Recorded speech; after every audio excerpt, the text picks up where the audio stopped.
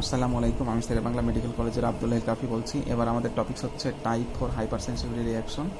আমরা এর আগে টাইপ 1, টাইপ 2 অ্যান্ড টাইপ 3 যেটা পড়লাম, সেক্ষেত্রে কী তৈরি হচ্ছে, অ্যান্টিবডি ফর্মেশন হচ্ছে, তার মানে হিউমেরাল টাইপের ইমিউন রিয়াকশন হচ্ছে। এবার আমরা পড়বো টাইপ 4-এ হয় কি, সেল মিডিয়েটেড ইমিউনিটি হয়। এই সেল মিডিয়েটেড ইমিউনিটির কারণে হাইপার সেন্সিটিভিটি যে রিয়াকশন হয়, তখন সেটাকে আমরা বলবো টাইপ 4 হাইপার সেন্সিটিভিটি রিয়াকশন। এটা সাধারণত দুই টাইপসের আছে। উদাহরণ হিসেবে ডিলেড টাইপ মোড টক্স টেস্ট, সেটা আমরা আরেকটু পরে আলোচনা করবো, এবং টি সেল মিডিয়েটেড সাইটোটক্সিসিটি। দেখো, আমাদের বডিতে টিবি আসলে বা টিউবারকুলাস ব্যাকটেরিয়া খুব একটা অ্যাটিপিক্যাল টাইপের ব্যাকটেরিয়া, সেটা কীভাবে আমাদের বডিতে ইফেক্ট করে বা এফেক্ট করে সেটা এখন আমরা পড়বো। ধরে নিই লাংস দেখুন একটা টিবি ব্যাকটেরিয়া বডিতে প্রবেশ করছে। লাংস দিয়ে কোনো ব্যাকটেরিয়া টিভিতে প্রবেশ করলো, ব্রঙ্কাস দিয়ে কোথায় আসলো, অ্যালভিওলাসে আসলো। অ্যালভিওলাসে গিয়ে আমরা জানি অ্যালভিওলাসে কী থাকে, টাইপ 2 অ্যালভিওলার ম্যাক্রোফেজ থাকে। আমরা জানি প্রত্যেকটা মনোসাইট যখন ব্লাড ছেড়ে যখন কোনো টিস্যু থেকে ডিপোজিশন হয়ে থাকে, তখন তাকে আমরা বলি ম্যাক্রোফেজ। তাহলে এখানে ম্যাক্রোফেজ থাকে। টিবি হচ্ছে খুব ডেঞ্জারাস টাইপের ম্যাক্রোফেজ। তাহলে ম্যাক্রোফেজ যখন সেটাকে ইনগাল্প করে ফ্যাগোসাইটোসিস করার চেষ্টা করবে, তখন টিবি ব্যাকটেরিয়া সে ফ্যাগোসাইটোসিস থেকে নিজেকে রক্ষা করবে। কীভাবে রক্ষা করবে দেখো, ফ্যাগোসাইটোসিস করার জন্য কি হয়, প্রথমে ইনগাল্প করলো, ফ্যাগোসোম তৈরি হলো, ম্যাক্রোফেজের ভিতরে থাকা লাইসোসোমের সাথে ফ্যাগোসোম কী হলো, ফিউজড হলো। তারপরে তখন লাইসোসোমাল এনজাইম রিলিজের মাধ্যমে তখন সে ফ্যাগোসোমের মধ্যে থাকা অবজেক্টটাকে আর ইনফেকশনাস এজেন্টটাকে তখন মেরে ফেলে। কিন্তু টিবি ব্যাকটেরিয়া করে কি, inhibit fusion between the phagosome with লাইসোসোমের সাথে ফ্যাগোসোমকে ফিউজ হতে দেয় না। ফিউজ হতে না দিলে লাইসোসোমাল এনজাইম আর টিবিকে মেরে ফেলতে পারবে না। আরেকটা কাজ করে, inhibit activation of lysosomal enzyme through the acidification. আমরা জানি বডির সাইটোপ্লাজমের পিএইচ যখন কমে যাবে, তখন অ্যাসিডিফিকেশন হবে। এই অ্যাসিডিফিকেশনের সময় লাইসোসোমাল এনজাইমগুলো অ্যাক্টিভেশন হবে। লাইসোসোমাল এনজাইমগুলো অ্যাক্টিভেশন হলে তখন সেটা ইনফেকশাস এজেন্টকে মারতে পারবে, ফ্যাগোসাইটোসিস করতে পারবে। কিন্তু এটা এই অ্যাসিডিফিকেশন হতে দেয় না। আরেকটা জিনিস হয় কি, ব্যাকটেরিয়া ফ্যাগোসোম থেকে সাইটোপ্লাজমে চলে আসে। সাইটোপ্লাজমে চলে আসলে সে আমরা জানি লাইসোসোমাল এনজাইম কার সাথে ফিউজড হয়, ফ্যাগোসোমে যায়। তার মানে লাইসোসোমাল এনজাইম যাবে ফ্যাগোসোমে। লাইসোসোমাল এনজাইম প্রথমে সাইটোপ্লাজমে আসবে না, কিন্তু ব্যাকটেরিয়াটা জাম্প করে সাইটোপ্লাজমে চলে আসছে। এই তিনটা মাধ্যমে সে লাইসোসোমাল এনজাইম থেকে নিজেকে রক্ষা করে, এভাবে সে বেঁচে থাকে। তো সে যেহেতু বেঁচে থাকলো, ম্যাক্রোফেজ সেটাকে মেরে ফেলতে পারলো না, ম্যাক্রোফেজ সেটাকে মেরে ফেলতে পারলো না। তখন ম্যাক্রোফেজ ভাবলে কি, আমি তো পারলাম না, তাহলে এবার লিম্ফোসাইটের কাছে নিয়ে যায়। কীভাবে নিয়ে যাবে, এই আমরা জানি লিম্ফ্যাটিক্সের মাধ্যমে সেই লাংসের লিম্ফ নোডে নিয়ে যাবে। সেই লিম্ফ্যাটিক্স যেখানে ড্রেন করে, সেই লিম্ফ নোডে নিয়ে যাবে। তো এই তো সেই অবস্থা। এটা হচ্ছে ম্যাক্রোফেজ যেহেতু সে অ্যান্টিজেনটাকে ফ্যাগোসাইটোসিস করতে পারলো না, টিবি ব্যাকটেরিয়াটাকে বাইরে কী করলো, প্রদর্শন করলো। কার মাধ্যমে, MHC2 মলিকুলের মাধ্যমে। এবং তখন টি হেল্পার 1 সেল আসলো। এক্ষেত্রে 1 সেল আসবে। কেন আসবে, এই টিবি ব্যাকটেরিয়া ম্যাক্রোফেজকে ইন্টারলিউকিন 12 সিক্রেট করতে বাধ্য করে। এই ইন্টারলিউকিন 12-এর কারণে টি হেল্পার সেল তখন টি হেল্পার 1 সেলে সুইচ হয়ে যায়। টি হেল্পার 2 সেলে আর হয় না, টি হেল্পার 1 সেলে হয়ে যায়। এটা তখন আসলো, আমরা জানি টি সেলের রিসেপ্টর থাকে, টি সেলের রিসেপ্টর TCR তখন কার সাথে রিঅ্যাক্ট করবে, এই অ্যান্টিজেনটার সাথে। আর এখানে CD4 মলিকুল থাকে, এটা তখন MHC2 মলিকুলের সাথে বাইন্ড করবে। দেন দুইটার মধ্যে রিঅ্যাকশন ঘটে, একটা সিগন্যাল ট্রান্সডাকশন পথ যাবে। এই সিগন্যাল ট্রান্সডাকশন পথের মাধ্যমে একটা জিনকে অ্যাক্টিভেশন করবে। সেই জিন তখন ইন্টারলিউকিন 2 রিলিজ করবে। ইন্টারলিউকিন 2 তখন আবার টি হেল্পার 1 সেলের একটা রিসেপ্টর থাকে ফর ইন্টারলিউকিন 2, এটা বাইন্ড করার পর আবার একটা সিগন্যাল যাবে, ট্রান্সডাকশন হবে। সেই সিগন্যাল ট্রান্সডাকশনের মাধ্যমে টি হেল্পার 1 সেলের ম্যাসিভ প্রলিফারেশন হবে। এখন টি হেল্পার 1 সেল আমরা জানি কী রিলিজ করে, tumour necrotic factor and interferon gamma release করে। এই interferon gamma and tumour necrotic factor হচ্ছে আদার্স যে ম্যাক্রোফেজগুলো আছে সেগুলোকে সুপার অ্যাক্টিভ করে। আর আমরা জানি ম্যাক্রোফেজ যখন সুপার অ্যাক্টিভ হয়ে যায়, তখন অ্যাক্টিভেটেড ম্যাক্রোফেজ তখন কী হয়ে যায়, তার সাইজ চেঞ্জ করে একটা এপিথেলিয়াল সেলের মতো হয়ে যায়। এটাকে বলতেছে আমরা এপিথেলয়েড সেল। অনেকগুলো এপিথেলয়েড সেল যখন একসাথে ফিউজড হয়ে যাবে, তখন তাকে বলবো আমরা কি, জায়ান্ট সেল। এছাড়া এই অ্যাক্টিভেটেড ম্যাক্রোফেজ তখন আরও কিছু কেমোট্যাকটিক ফ্যাক্টর রিলিজ করে আরও বেশি টি হেল্পার 1 সেলকে আনে। তার মানে এখানে করে কী ঘটতেছে, সেল মিডিয়েটেড ইমিউনিটি ঘটতেছে। এই সেল মিডিয়েটেড ইমিউনিটির কারণে বেশি টি হেল্পার 1 সেল আসতেছে এবং বেশি ম্যাক্রোফেজ সুপার অ্যাক্টিভ হচ্ছে, ম্যাক্রোফেজ অ্যাক্টিভেশন হয়ে এপিথেলয়েড সেল ফর্মেশন হচ্ছে, ফিউজড হয়ে জায়ান্ট সেল ফর্মেশন করতেছে।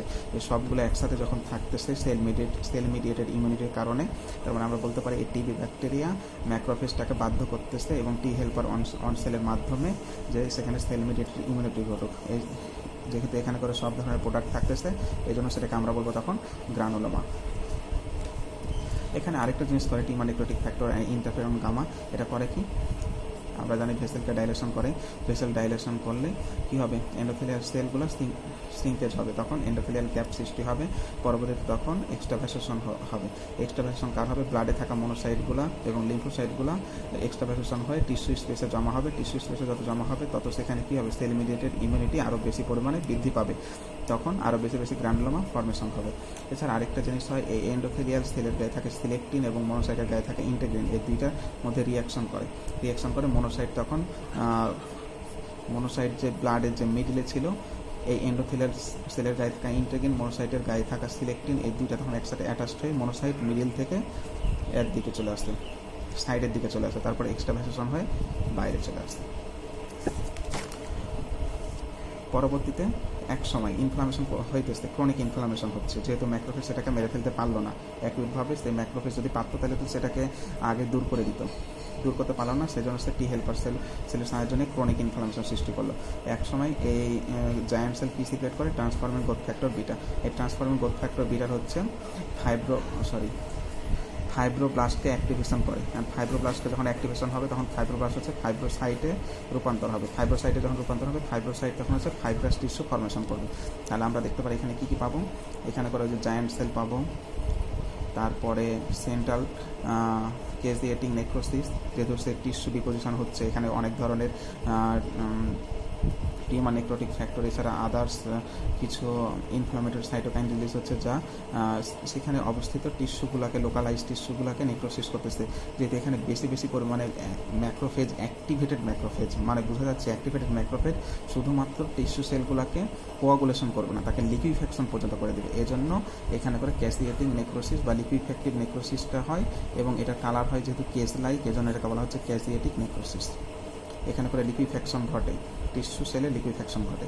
আর আমরা দেখতে পেলাম এখানে এপিথেলয়েড সেল হয়, অ্যাক্টিভেটেড ম্যাক্রোফেজগুলো একসাথে জয়েন্ট হয়ে জায়ান্ট সেল তৈরি করে, চারপাশে থাকে যেহেতু বেশি করে পরিমাণে টি লিম্ফোসাইট হচ্ছে, যেহেতু সেল মিডিয়েটেড ইমিউনিটি, কোন মিডিয়েটেড ইমিউনিটি, সেল মিডিয়েটেড ইমিউনিটির কারণে এখানে টি হেল্পার সেল থাকবে, টি হেল্পার সেলের চারপাশে কি থাকবে, ফাইব্রোব্লাস্টে যেহেতু অ্যাক্টিভেশন করতেছে সেল থাকবে, এখানে করে ফাইব্রোব্লাস্টও থাকবে বা এখানে ফাইব্রোব্লাস্ট হবে। ফাইব্রোব্লাস্ট যখন অ্যাক্টিভেট হবে তখন ফাইব্রোসাইট হবে, ফাইব্রোসাইট থেকে তখন ফাইব্রাস টিস্যুগুলো বাইরে ডিপোজিশন হবে। এই সম্পূর্ণটাকে একসাথে বলবো আমরা গ্রানুলোমা।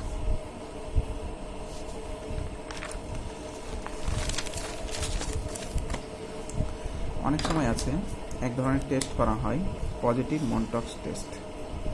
টিবি পেশেন্টের ক্ষেত্রে আমাদের বডিতে যে TB bacteria, tuberculosis mycobacterium tuberculosis bacteria যে ঢুকেছে, সেই ব্যাকটেরিয়ার বিরুদ্ধে যে antibody T cell mediated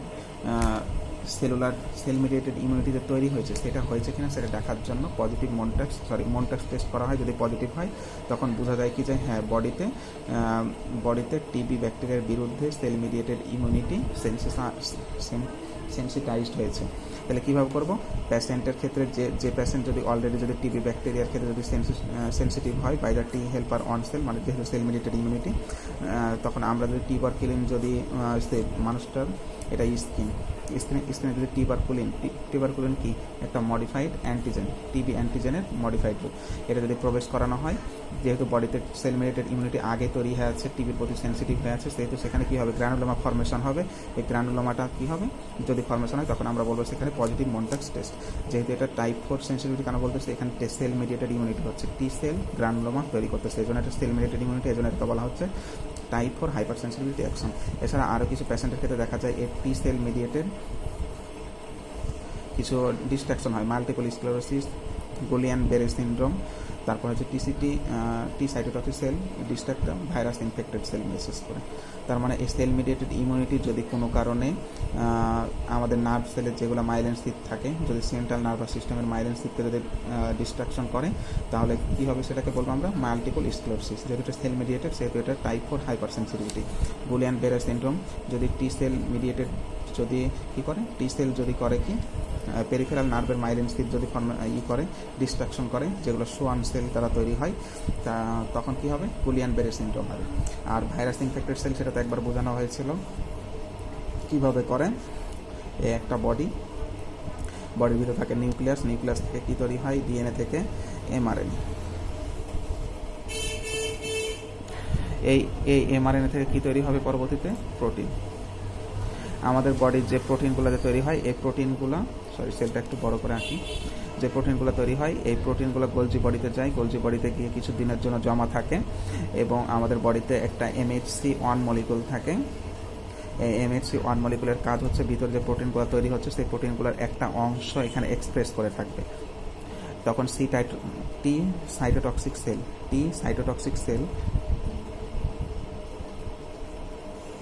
cytotoxic sell যখন যাবে তখন কি হবে? তখন সে দেখবে কি যে এটা যদি দেখে নর্মাল প্রোটিন, তাহলে সে এই সেলটাকে ধ্বংস করবে না, তারপর সে নেক্সট সেলে যাবে, এরকম করে করে সে চেক করে। যখন এখানে ভাইরাস যখন ভিতরে ঢুকে যাবে তখন এখানে একটা ডিফেক্টিভ প্রোটিন তৈরি হবে, অ্যাবনর্মাল প্রোটিন তৈরি হবে। অ্যাবনর্মাল প্রোটিন তৈরি হলে এখানে করে অ্যাবনর্মাল প্রোটিন প্রদর্শন করবে। অ্যাবনর্মাল প্রোটিন যখন প্রদর্শন করবে তখন টি সাইটোটক্সিক সেল যখন চেক করতে যাবে তখন সে দেখবে এখানে অ্যাবনর্মাল প্রোটিন, তখন সে সেলটাকে ক্যাসপেসেস নামক এনজাইম রিলিজ করবে টি সাইটোটক্সিক সেল। তখন এই সেলটা তখন অ্যাপোপ্টোসিসে মারা যাবে, অথবা এই সেলটাকে অ্যানাদার উপায় প্রোটিয়েস মানে বিভিন্ন এনজাইম রিলিজ করে সেলটাকে মেরে ফেলে টি সাইটোটক্সিক সেল। যেহেতু এগুলো সেল মিডিয়েটেড ইমিউনিটির মাধ্যমে এগুলো ধ্বংস হচ্ছে বা গ্রানুলোমা ফর্মেশন হচ্ছে, এই জন্য এগুলো হচ্ছে টাইপ 4 হাইপার সেন্সিটিভিটি রিয়াকশন। আজকে এই পর্যন্তই।